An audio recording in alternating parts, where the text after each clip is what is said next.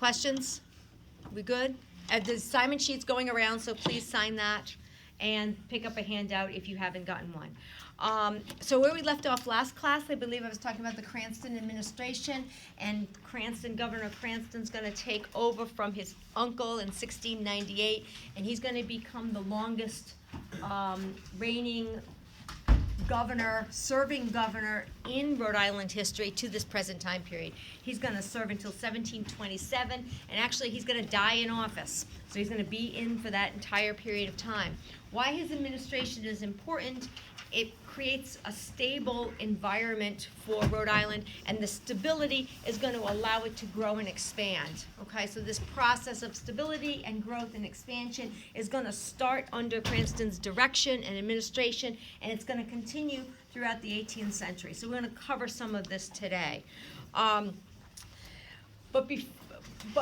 first I want to start off with some criticisms about Rhode Island, okay?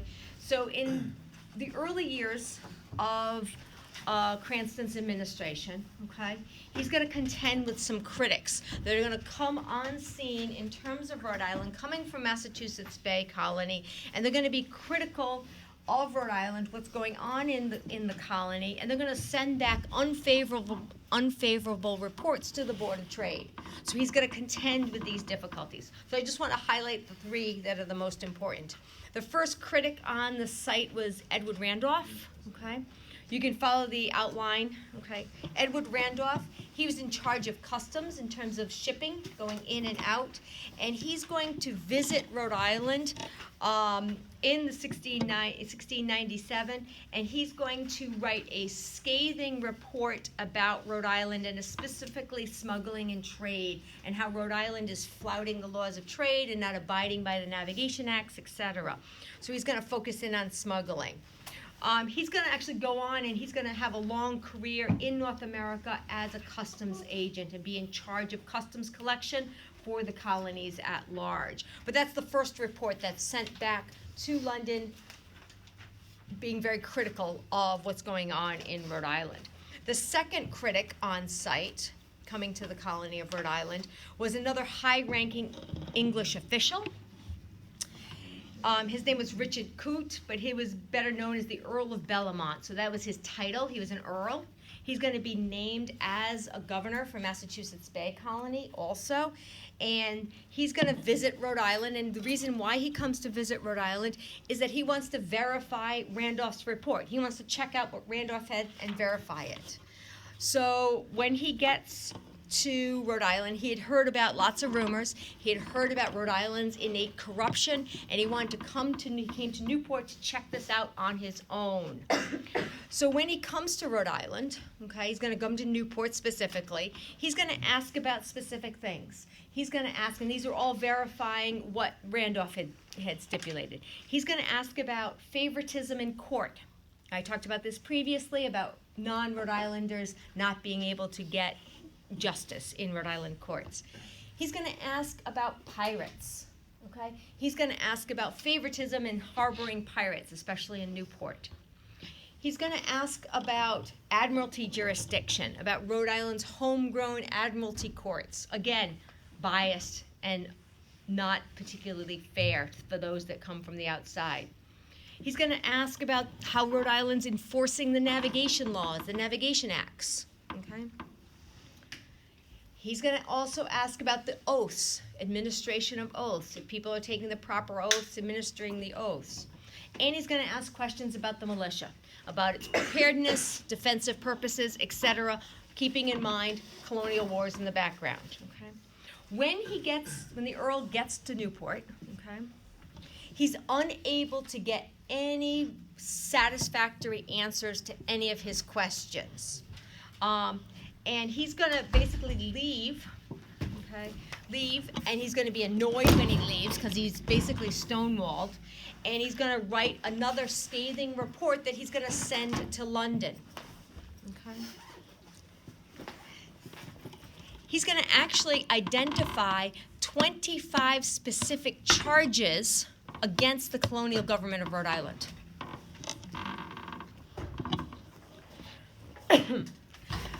this is going to start Cranston, Governor Cranston, on a road to doing something about all these things, okay? And he's going to start by, the first thing he's going to do is try to make more of an effort, especially regarding pirates, and clamping down on pirates and pirate activity in and around Newport, okay? So this is going to start 1700, and it's going to move forward and actually culminate in a massive trial for pirates in 1723, okay? Where there's going to be a crew, a captain and crew, is Captain Harris and his crew are going to be captured in terms of a major pirate activity. They're going to be tried en masse in Newport at a special session of the court. Cranston's going to preside as the leading judge. They're going to, 26 young men actually are going to be hanged for the crime of piracy all at the same time. So think of that visual you just read, Cornell, in terms of all the ritual involved with hangings, okay, in terms of that process. Think of 26 individuals, young men, all getting hanged at the same time. And when I say young men, it's most of those pirates, those that were convicted of piracy, most of them were in their late teens, early 20s, in terms of that crew, okay, in terms of piracy. But I digress about that. In terms of the critics and their criticisms about Rhode Island, for the most part, they're on point, okay? They're not being exaggerated, etc. They're on point, and they're justified in their concerns and their complaints about Rhode Island, and the reality of administration of justice especially. The laws were problematic in terms they were disheveled, unorganized. They were also, General Assembly was passing laws, but they weren't publishing the laws. So there's a disconnect between passing laws and the general population actually knowing what the laws might be, okay? See how that's problematic, okay, in terms of that process. The judges that were involved with the legal system were often ignorant of the law in and of itself. So the critics are gonna make these points in terms of their charges against Rhode Island. They're gonna note that the conduct of business in terms of the government activity in Rhode Island was often amateurish, okay? The problem with all these charges, and because they're more often than not true, it's they can't be rectified overnight. It's going to take time for all these processes in terms of the justice, in terms of government structure, et cetera, to be ironed out and become more formulaic. So it's going to take time. It's going to take time for this to happen. Now, after Bellomont, after the Earl of Bellomont, there's another royal official that comes over to check out what's going on in Rhode Island, and his name was Joseph Dudley. He was the new governor of Massachusetts Bay Colony, and he's going to arrive in Massachusetts at the start of Queen Anne's War, so 1702, the fall of 1702 specifically. He had orders with him. He's told what to do since he's given his direct orders from London, from the Board of Trade. He's given orders to command the Rhode Island militia. We've heard this before, okay? He's given orders to command the Rhode Island militia and orders authorizing him to act as a vice admiral in terms of maritime jurisdiction in and around Narragansett Bay. Okay, he has the power to oversee Rhode Island's ports. Okay, in terms of maritime activity. So Dudley's going to travel from Boston to Newport. Okay, to check out what's going on, and this is the fall of 1702. He's going to have with him official documentation saying who he was, what he was responsible to do, okay? And when he gets to Newport, the local officials are going to respond that basically going to tell him, Dudley, you have no jurisdiction, you have no authority here in the colony of Rhode Island. Get out, basically. There's some sort of a skirmish between Dudley's entourage and the militia, the local militia in Rhode Island, okay? Dudley's going to be forced to go back to Massachusetts Bay. And he is very, very angry at this point in time, and he's going to write another scathing letter back to London. It's just like Bellamont's. He's going to identify the same problems as Bellamont, except it's longer and more damning in terms of how he's writing this letter. This forces Cranston's hand. Governor Cranston has to do something to respond to all of these charges because they're pretty damning, okay, in terms of the evidence gathered by the Royal Governor of Massachusetts Bay. So Cranston recognizes that there's a need for the colony to have representation in London on a kind of a semi-permanent basis. So an individual by the name of William Wharton, I'm not going to burden you with his name, but he was in London at the time, okay, and he's going to be appointed as the agent representing Rhode Island. So Rhode Island's going to have an agent situated in London. Why he was important and why he was chosen, because he had friends in high places. He had friends on the Board of Trade. Okay? He was politically connected. And because of his connections, because of his political connections, when Dudley's allocations and his letter reaches the Board of Trade, Wharton's able to counter them. And he's effective in this. He's astute, he's very smart, he's effective in this. And he's able to get most of the serious charges against Rhode Island reduced to a few minor technical points. Okay? So he was an effective representative in London representing the colony of Rhode Island and Providence Plantations. At the same time, so that's what's happening in London. At the same time, on the home front, Cranston realizes that, okay, we need to step it up here at the colony level. And so what he's going to do to step it up at the colony level, in terms of on the home front, he and the General Assembly are going to prepare to make a good showing in Queen Anne's War. Okay? They're going to actually plan for the defense of the colony against the French, and they're going to allocate money, revenue, resources to do so, to make preparations. So it's not like they're going to just give lip service that we're going to contribute. They're actually going to make efforts to do so.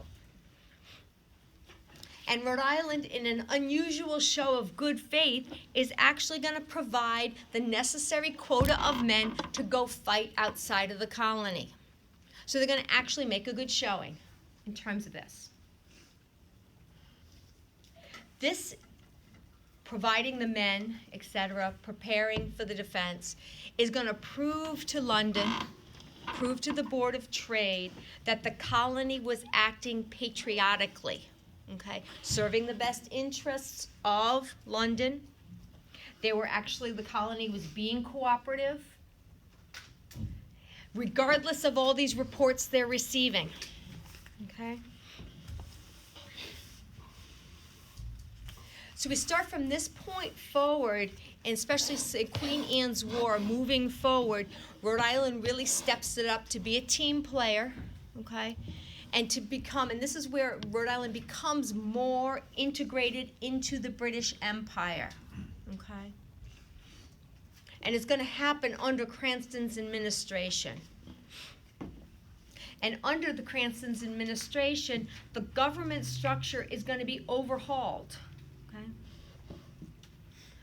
And to do so, he has to deal with certain things, certain big topics that need to be addressed, that were pending within Rhode Island.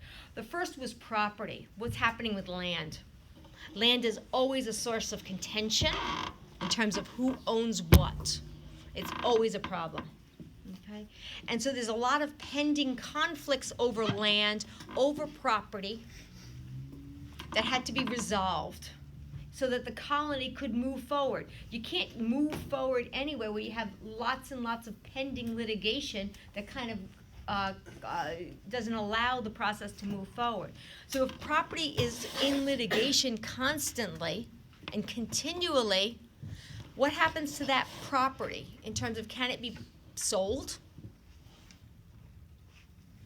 No, it remains in limbo for a long period of time until the legal aspects are resolved. So he's going to take that and try to resolve these legal aspects in terms of these disputes. They needed to be resolved.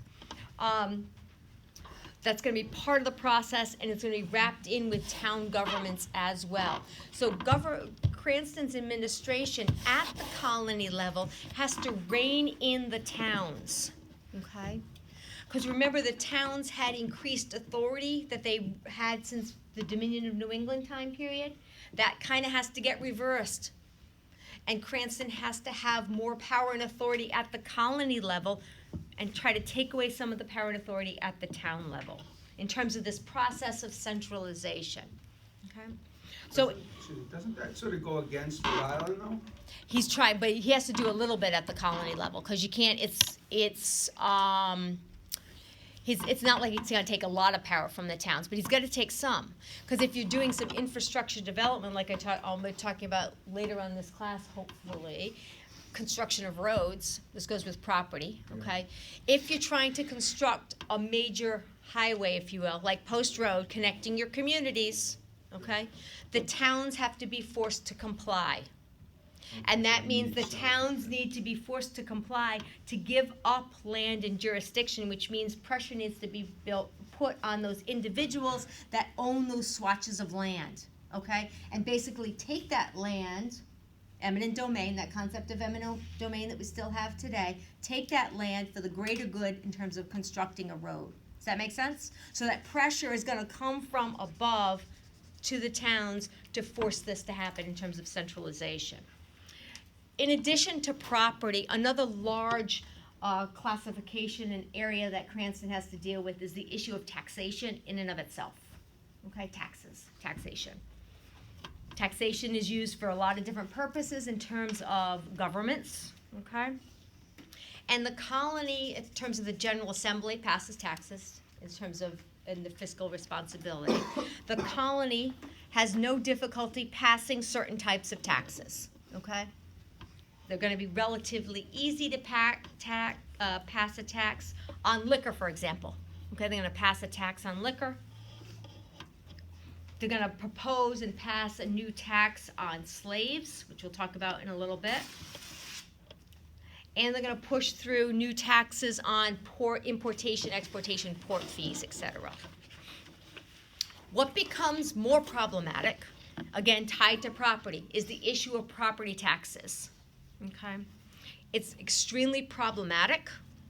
They're often there's taxes that are proposed, but they're hard to collect or virtually non-existent in terms of collection.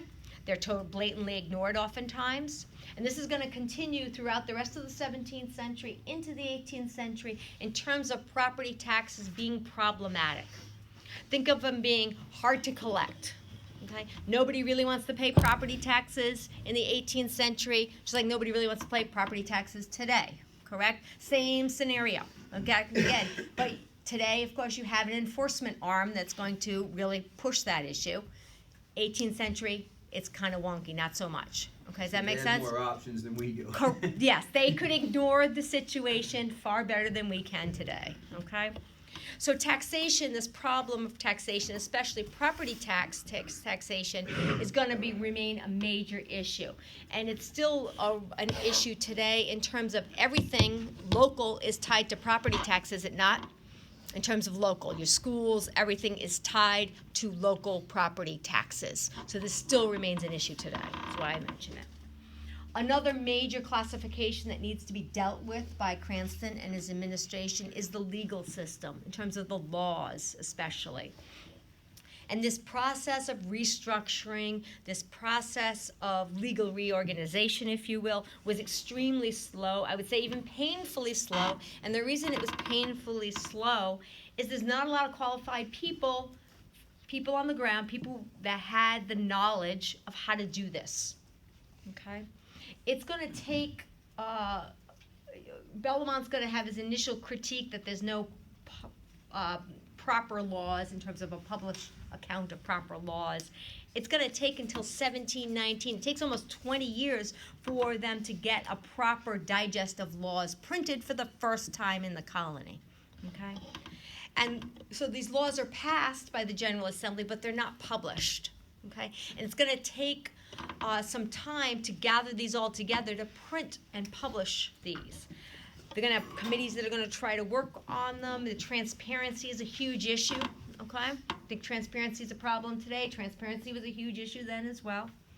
Okay.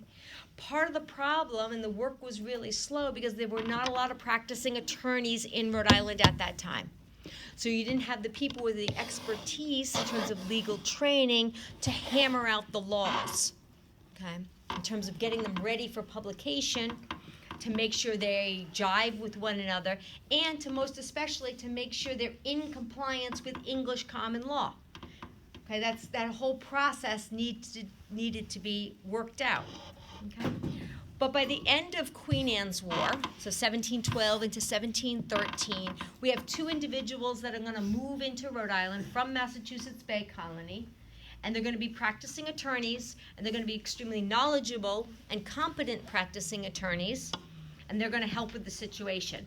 Their both first names are Nathaniel, so that's helpful to remember them, but the first one is Nathaniel Blagrove, and Nathaniel Newdigate is the second one. They're going to be long-term serving, practicing attorneys in and around the colony of Rhode Island and Providence plantations. So starting in 1713, 1712, 13, 14, and beyond, if you look at any court documents generated during that time, they're everywhere in terms of all the cases. Okay? They're going to be very, very busy. And what they're going to do is they're going to oversee, in addition to trying cases and representing people, they're going to also prepare for publication the first digest of laws. And this is going to be published in 1719.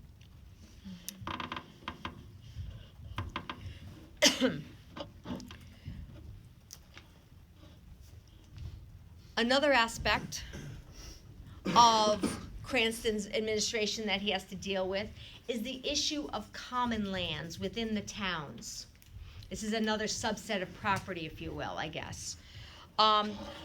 It's an ongoing issue within each and every town in terms of having common land for common use by the residents. There's bickering, constant legal suits over this common land, and so what Cranston's administration decides to do is divide it all up. Sell it, divide it all up, and secure land titles for all of this land. Okay? So when you secure land titles and have legitimate land titles for all this land, it's going to precipitate security in terms of the land, and it's going to guarantee the orderly transfer of land from one person to another. So when you can transfer land and purchase and sell land without fear of it going into a lawsuit over an unsecured title, okay, it's going to allow the colony to grow and move forward economically. Does that make sense? Okay? So the settling of these land disputes is going to allow growth in terms of the colony, and especially population growth and town growth. Okay. A little bit, I'll say a few words about growth in terms of population growth. Circa 1700, okay, still about a third of the population still lives on Aquidneck Island. Okay, the community is on Aquidneck Island. There's estimates 1,700, and again, there's no finite census at this point in time in any way, shape, or form. So it's just estimates at this point in time. So estimated there's about 7,000 people living in the colony, Rhode Island and Providence plantations, and the small little communities in and around Narragansett Bay. All total about 7,000 people. Okay, circa 1,700. Okay, so 1,700. Just to give you a reference point. It's, again, estimates. The entire population of New England, circa 1,700, is over 90,000. So Rhode Island is just a small drop in the bucket, if you will, compared with Massachusetts Bay, Plymouth, Connecticut colonies. Okay? But we're going to start to see with the stabilization period after Queen Anne's War moving to the end of Cranston's administration, we're going to see some significant population growth in and around Rhode Island. Okay? Just to give you 1730, so a few years after Cranston dies, the population is going to grow to some 18,000. So I just want to give you, I'm not going to test you on remember these exact numbers, but I want you to know this type of growth that's going to occur, okay? It's going to double again, the growth is going to double again by the 1750s to some over 40,000, 42,000, okay? But this figure is misleading, and it's misleading because it's not so much that the population grows tremendously, it's because the borders are straightened out and the borders are expanded in terms of Rhode Island, okay? 1747 is going to be pivotal in terms of ironing out the border controversies in Rhode Island. Tiverton, Little Compton, East Bay becomes officially part of Rhode Island. So remember those map exercises I asked you to look at in terms of the lesson when I was out? This is where this comes to play. You can see that border being drawn and solidified in 1747. And believe me, that process of solidifying that border in 1747 took years and years of negotiation, okay, by various numbers of individuals to sort that out. Because of course, was Massachusetts Bay willingly want to give up that territory? That would be a no, okay? So that process, so it's a process. This population growth is going to transform the towns, okay? It's going to change the dynamic of the towns. And because of the increased size, and even though we might think of this as small sizes, to them it was large in terms of large sizes, okay? The towns are going to try to accommodate the people living there at this time. And the first people they're going to try to accommodate are the militia, okay? The militias in each town. So militia companies are going to start to divide, okay, in the towns. And the reason they start to divide in the towns, and each town has a militia for defensive purposes, okay? It's required, each adult male, etc., provide for the collective defense of the community. The main reason, the usual reason given for this division is that men on one side of the town don't want to travel to the other side of the town to muster and practice, and vice versa. Okay? They find it difficult to travel from one side to the other. So the towns start to follow suit and start to split because people don't want to travel from one point to another point. Does this sound familiar? Okay? I find this very interesting. These towns are all splitting because nobody wants to travel. And this is a phenomenon that's still with us today in terms of I call it the 10-minute rule. If it's over 10 minutes, you really have to think about whether you're going to go or not in terms of the Rhode Island mentality. But this is where this starts. So they'd rather go through the hassle and the effort of dividing towns and communities into smaller units than traveling. Okay?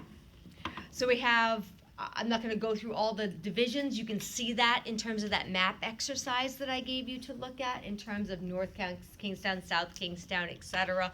Providence is going to be quartered in 1731. But just pay attention and be aware of this is the reason why this happens, okay? And I think it becomes a good quintessential part of what the Rhode Island character comes to be, okay? This aversion to traveling too far to do anything for any purpose, okay? So these towns are created and they keep on splitting, okay, to make them more manageable. We good on that? Okay, so just refer to those maps because I think they give you the best description in terms of looking at the two maps. You can clearly see how the towns change over time, all in the 18th century. I want to switch gears a little bit and look at, for the remainder of time we have today, and look at economic growth, okay? What the economy is doing during this same time period. What's important to remember, it's all about Newport. Newport is the focal point. Newport is the urban center of colonial Rhode Island. Providence Plantations is a small, more backward kind of community, agricultural. Okay, so Newport dominates and will continue to dominate for over 100 years, and is going to not be challenged by Providence for over 100 years, for the entire colonial time period. It's not until after the American Revolution that this transformation occurs in terms of Providence over Newport, but we'll get to that. So in terms of looking at what's going on economically in the early colonial time period of Rhode Island and Providence plantations, we have a great primary source. And the great primary source comes to us from Governor Cranston himself.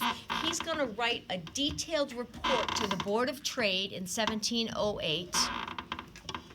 And he's going to detail all aspects of what's going on economically in Rhode Island at that point in time. So from that time period, using that timestamp of 1708.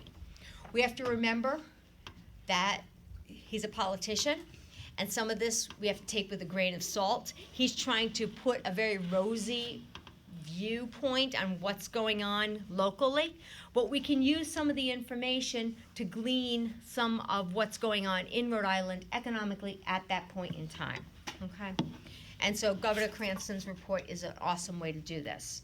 Now, it's extremely lengthy, this report. I was considering bringing it to class and doing it as a document, but it's like 8 to 10 pages long. It's pretty lengthy, so I figured I just would summarize it for you in terms of, due to the time constraints. Number one on Cranston's list in terms of he starts off his report is he discusses shipbuilding. And shipbuilding in terms of it's a major economic activity in Rhode Island. He's going to claim that since 1698, over 100 vessels had been built in local Rhode Island yards. This is a major activity in terms of shipbuilding that's going to start in the late 17th century, move on to the 18th century, and continue in the 18th century. Now, in his report, Cranston does not explain the reason behind the rise of this component of the maritime industry. For example, he's not going to say, he doesn't identify where the money comes from. Okay, you need money to build ships. Okay, he's not going to identify the source of the money. But he's going to offer some shrewd observations. And what he goes on to say, and I'm quoting directly from his report, he's going to write that the land on Aquidneck Island had been carved into smaller and smaller units. Okay? As families grew, the land would be divided for the next generation, for the next generation, for the next generation. Okay? The farm plots by the late 1690s were so small that the sons couldn't effectively afford to support themselves on these units. Okay? So they had to take up alternative trades other than agriculture. And he mentioned that most of the boys chose to go to sea in terms of entering maritime trade activities. That their fathers encouraged them, they're going to take on and move in this direction in terms of a trade moving into maritime trade. So maritime and maritime industry becomes the bedrock foundation of the Rhode Island colonial economy. Okay? Transfers from agricultural to maritime, and pretty quickly, okay, before the 18th century. So this maritime trade is going to develop and continue. It's going to grow and expand throughout the 18th century. And one area, one geographic region that's going to maintain and have close relations with Rhode Island is the Caribbean. There's going to be a lot of shipping back and forth between the Caribbean islands and Rhode Island, specifically Newport, but the other communities as well. Rhode Island, Newport are going to ship a variety of commodities. A lot of them is foodstuff commodities, produce, beef, pork, cheese, onions, cider, horses. Horses are going to be a commodity that are going to be bred in Rhode Island and shipped, okay, as a major commodity for profit. Okay. There was one specifically called the Narragansett Pacer, specifically bred for this purpose. Okay, sold into the Caribbean. Rhode Island's going to ship, in addition to the Caribbean, going to ship to other colonies as well along the Atlantic coast, from Connecticut to as far south as South Carolina. So we're going to get this expansion of trade routes in the Atlantic world. Now, from Governor Cranston's description, Rhode Island was importing grain, pork, foodstuffs, and then re-exporting it other places. So Rhode Island Newport was acting as a hub in terms of imports and exports. That's what he said in his report? Yep, that's what he indicated in his report. And that's 1708, and that phenomenon is going to continue in terms of imports and exports. So it's not like they're just exporting, they're importing and exporting. Okay. Cranston's going to assert in his report that Rhode Island commerce and these trade avenues, these trade routes, were in compliance with English law. We're in compliance with Navigation Acts. He's going to go trip all over himself to say there's no smuggling. He's totally blatantly lying in his report. Okay? Totally not true. What he wrote in his report was totally blatantly false. He doesn't write about, he neglects to write about, because of its illegal activity. He's going to not write about the thriving business of smuggling in the colony of Rhode Island and Providence Plantations. He's not going to write about especially the smuggling with the Caribbean islands that are French and Spanish. Okay? There's a thriving trade between Newport merchants especially and French and Spanish islands, and direct trading with French and Spanish is illegal. Okay? And during wartime, it's treasonous. Remember the backdrop of the colonial wars against France. Okay? So these trade routes in and around the Caribbean especially are not only going to flourish, they're going to expand during the 18th century.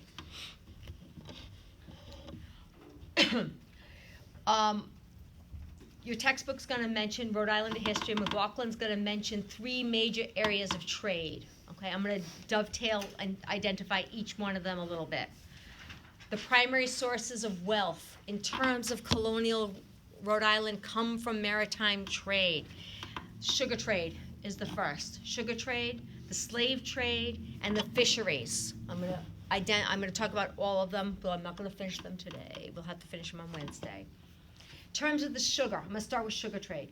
In terms of the sugar trade, I want you to remember about the sugar trade, there are legal aspects of it and there are illegal aspects of it. Both components existed together in terms of a legal aspect of the sugar trade and illegal aspects of the sugar trade. Both are fundamental to the economy of colonial Rhode Island. And they're both very closely and intimately connected to the slave trade.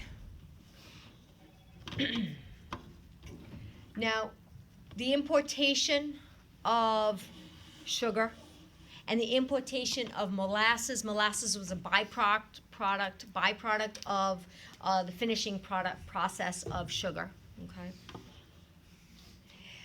The molasses is going to be manufactured and made into rum locally in Rhode Island. This is part of the process. Okay. It's very easy to do. You don't need a lot of know-how to transition molasses to rum. Okay. It becomes very widespread. A lot of people engage in this activity throughout the entire colony very quickly. Estimates, just to give you something to think about, using 1750 as a benchmark time period, it was reported that there was some 33 separate, they were called still businesses in the colony in terms of transitioning, creating rum. And of those, 22 of these still businesses were located in Newport. Okay? So think of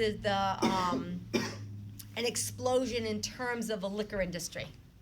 Okay? We have we have an explosion of a craft beer kind of going on today. Yeah.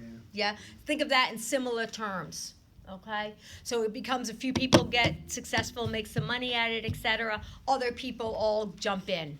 Okay, so it's relatively, the technology to transition molasses to rum wasn't hard to do. Okay, to have these still businesses. So rum, as a byproduct of this Caribbean trade, okay, becomes a preferred medium of exchange in the African slave trade. Now, it was perfectly legal to get sugar, to purchase molasses from British-owned Caribbean islands. This is the legal aspect of it. If the merchants are conducting business with British islands in the Caribbean, it's okay to do that by the navigation laws, navigation acts. That's legal business. The problem with this is that these British islands in the Caribbean don't produce enough sugar for the need, and the quality was less, it was inferior to the quality of French sugar, for example. And sugar, produce sugar. Okay. It's very easy due to the location of the islands in the Caribbean. Okay.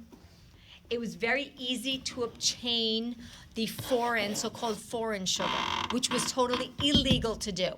So it was illegal for Newport merchants, for example, to go to British islands in the Caribbean and obtain sugar. It's illegal for them to go to French islands, Spanish islands, Dutch islands, and obtain sugar. Okay.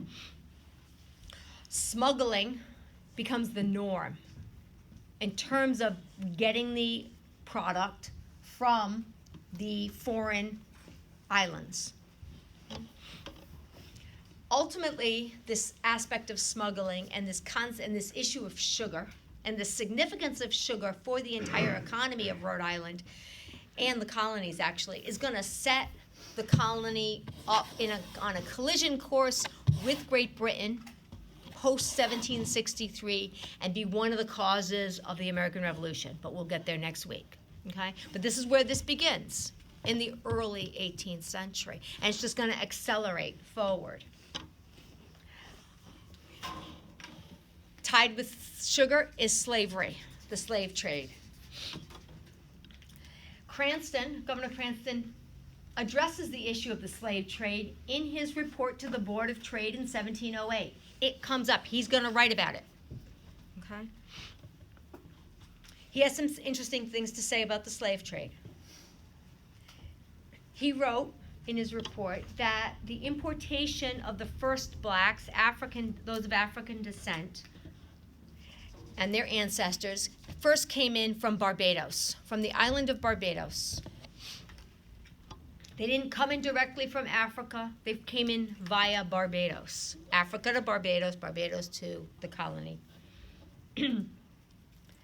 He's going to report that the center of those of African descent, they cluster in different geographic locations in Rhode Island, Newport especially, but also is in Jamestown, some in Portsmouth, Kingstown, and Westerly. So it's the southern portion of the colony. Keep this in mind for future classes in terms of where slavery is clustered. Southern and Newport, Aquidneck Island. Very few north in terms of Providence, etc. Okay. In Cranston's evaluation of slavery in Rhode Island, he fails to mention to the Board of Trade, deliberately, that the colony was collecting a 3-pound duty, a tax, on each imported slave and pocketing it. So the colony was generating money in terms of taxation revenue from the importation of slaves. The colony was in the process of changing its policy regarding the importation of slaves. And they were going to they amended the duty, amended the special tax that encourages the direct importation of slaves from Africa. that makes it easier to directly import from Africa. Cranston's gonna date, he's gonna indicate in his report, he's gonna date the first importation of African slaves to 1696. That's what he's gonna write in his report. He's gonna say the first ship that got engaged in, brought slaves back to Newport was 1696. Historians disagree with this. They can prove that the first slaves came to Newport, okay, on a voyage as early as 1649. So at the very beginning of the colony, we have slavery embedded. Okay. There's no way to know precisely how fast the slave trade's going to grow, but it is going to grow. It's going to be a major component of the colonial economy from this point forward for the rest of the 18th century. One scholar by the name of Jay Cottrey, you don't need to remember his name, but he did an in-depth study on slavery in Rhode Island, specifically Newport, and he's going to identify the importation of over 30,000 slaves into Newport in Newport-owned vessels during the colonial time period. And how this was a major component of the colony and the community's economy. So Newport's involvement with the slave trade is very old, and it's going to involve all your major families in Newport, okay? All your leading merchant families, the Redwood, you don't need to be burdened with all these names, but just some of these you might recognize from Newport if you're in and around that area. The Redwoods, the Malbones, the Vernons, the Scotts, they're going to be very successful, make money, therefore others are going to jump into this industry as well. No different than any other industry. Others are going to try to copy it and get into it. So slaving becomes big business by the 1740s, 1750s, as other families jump on board, if you will. The Bannisters, the Whartons, the Ellerys, etc. Okay? Long time, old time names for Newport. Providence had its own cohort of slavers, not as many as Newport, okay? The leading components were in Newport. The Providence, and I'll just leave you with this, the Providence merchants that participated in the slave trade, the most notorious was probably John Brown, okay? He's gonna be a defender of slavery and the slave trade. His brothers will dovetail out of slave trade. They found it horrific. They did one venture of slave trade. They had one vessel that was sent to engage in slave trading. It was a horrible, miserable failure economically, and loss of life was tremendous. So the three other brothers said, no, we're not doing that anymore. John Brown continues, okay? So there's gonna be a split in the family, but I digress. So the Brown family, and then in the Bristol, the DeWolf family. For those of you that are local, might recognize that name. DeWolf family are going to be the epicenter of the slave trade in Bristol. And we'll leave you there, and we'll see you all Wednesday.